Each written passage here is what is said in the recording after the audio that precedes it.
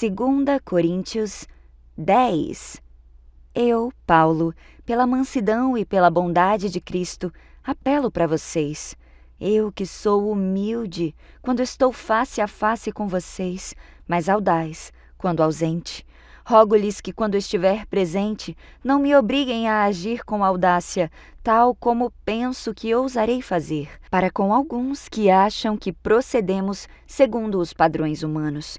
Pois, embora vivamos como homens, não lutamos segundo os padrões humanos.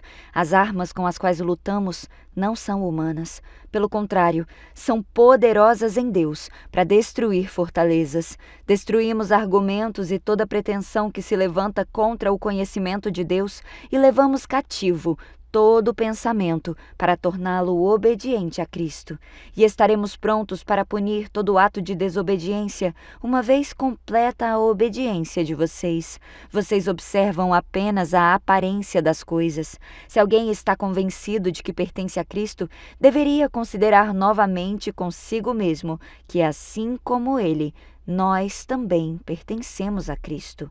Pois mesmo que eu tenha me orgulhado um pouco mais da autoridade que o Senhor nos deu, não me envergonho disso, pois essa autoridade é para edificá-los, não é para destruí-los.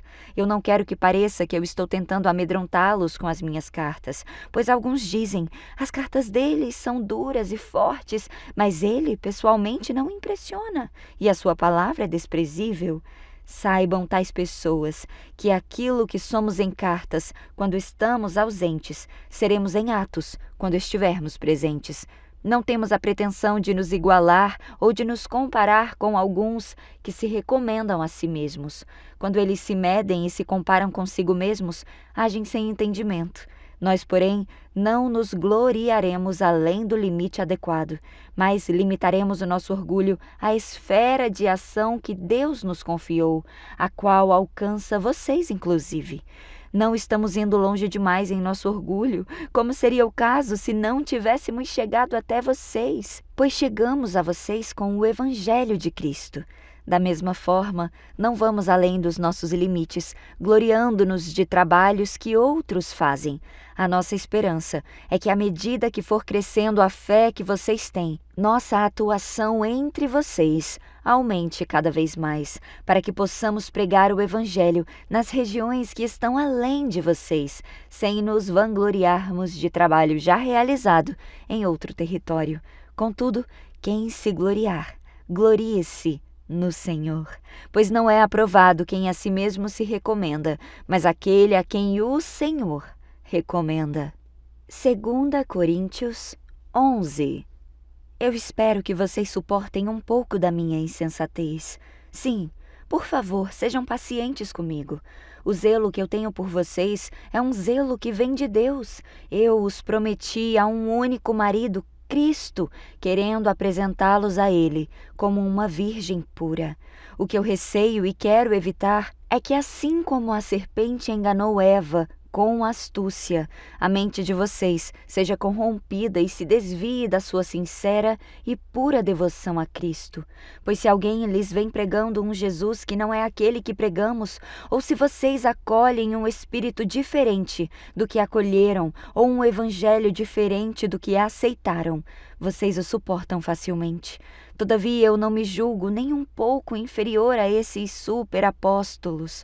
Eu posso não ser um orador eloquente, contudo, eu tenho conhecimento. De fato, já manifestamos isso a vocês em todo tipo de situação. Será que eu cometi algum pecado ao humilhar-me a fim de elevá-los, pregando-lhes gratuitamente o Evangelho de Deus? Despojei outras igrejas, recebendo delas sustento a fim de servi-los. Quando eu estive entre vocês e passei por alguma necessidade, eu não fui um peso para ninguém, pois os irmãos, quando vieram da Macedônia, supriram aquilo de que eu necessitava.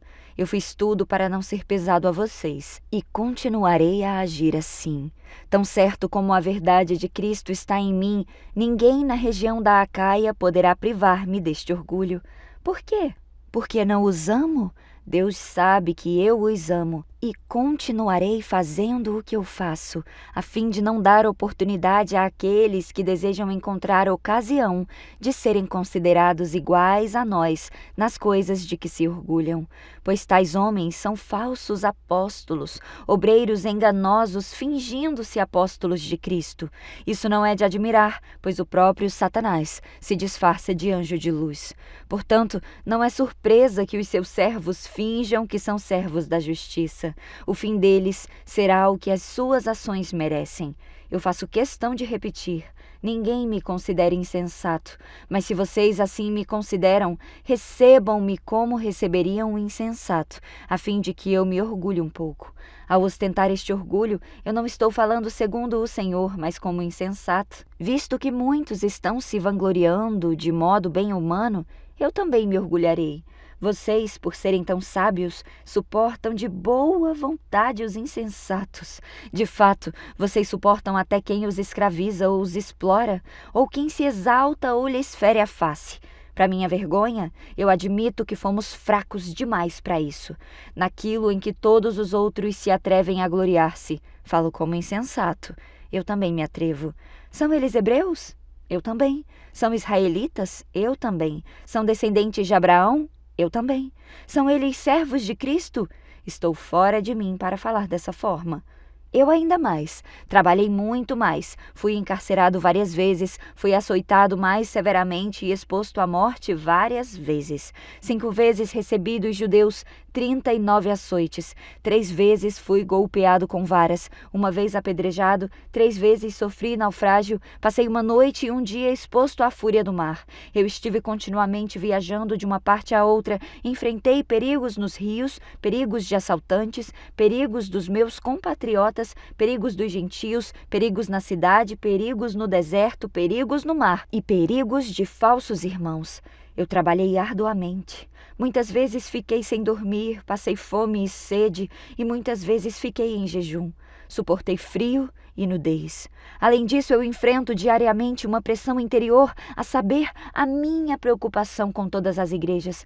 Quem está fraco, que eu não me sinta fraco. Quem não se escandaliza, que eu não me queime por dentro. Se eu devo me orgulhar, que seja nas coisas que mostram a minha fraqueza. O Deus e Pai do nosso Senhor Jesus, que é bendito para sempre, sabe que eu não estou mentindo.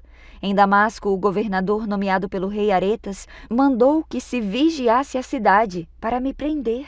Mas de uma janela na muralha eu fui baixado numa cesta e escapei das mãos dele.